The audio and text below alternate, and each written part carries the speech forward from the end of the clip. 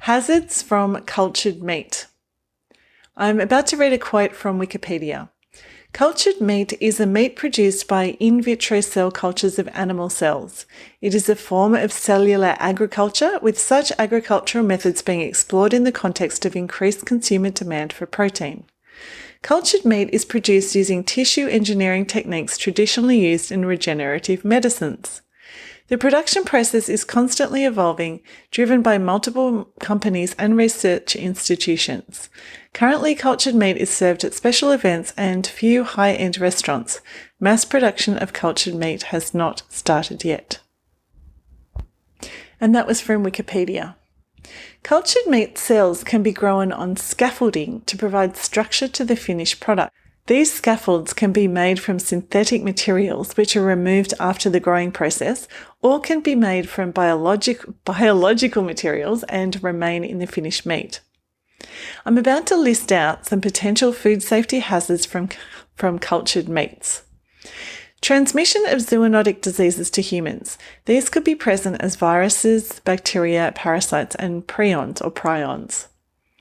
Chemical or microbiological hazards from novel inputs or components, such as scaffolds or growth mediums. Some growth mediums are animal products, and these could pose microbiological risks.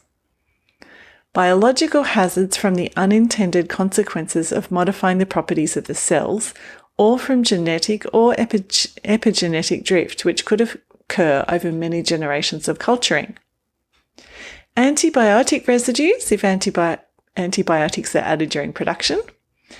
Allergen hazards from scaffolds, which could, for example, be made from chitin or chitosan.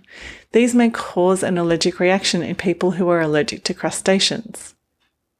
Chemical contamination from cell storage media, such as cryoprotectant liquids. And, of course, the usual physical, chemical and microbiological hazards from meat, which could arise from things like cross-contamination, unhygienic handling, and temperature abuse. There are also regulatory and compliance hazards from cultured meat. Because cultured meat is an animal food, but also a novel food, the regulatory status is unclear in many countries. The USA regulatory landscape is particularly confusing because the USDA regulates meat, while the FDA regulates manufactured food, and cultured meat is both of those things. Global trade is likely to be complicated for cultured meat because regulations will vary from country to country. Ethical hazards in cultured meat. Some cell growth methods require the use of extracts from animals in the growing medium. This is different to the actual cell lines that form the meat. The animal extracts promote efficient cell proliferation because they contain growth factors, hormones, and other components that mimic the environment in a developing animal fetus. Animal extracts that are used in cell culturing processes include fetal bovine serum and chick embryo extracts, which are extracted from dead animal fetuses. It's hard to know how many cultured meat companies may ultimately end up using fetal extracts for commercial scale production. Any that do are likely to face backlash from consumers.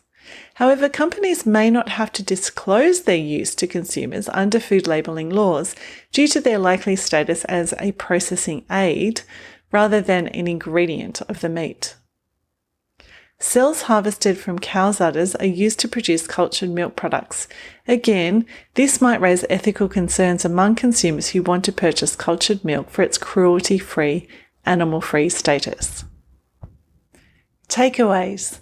The cultured animal food sector has interesting times ahead, particularly with regard to food regulations. The manufacturers will also need to deal with potential new food safety hazards, as well as possible ethical concerns about growth mediums and production processes. And the sources, as always, are in the email.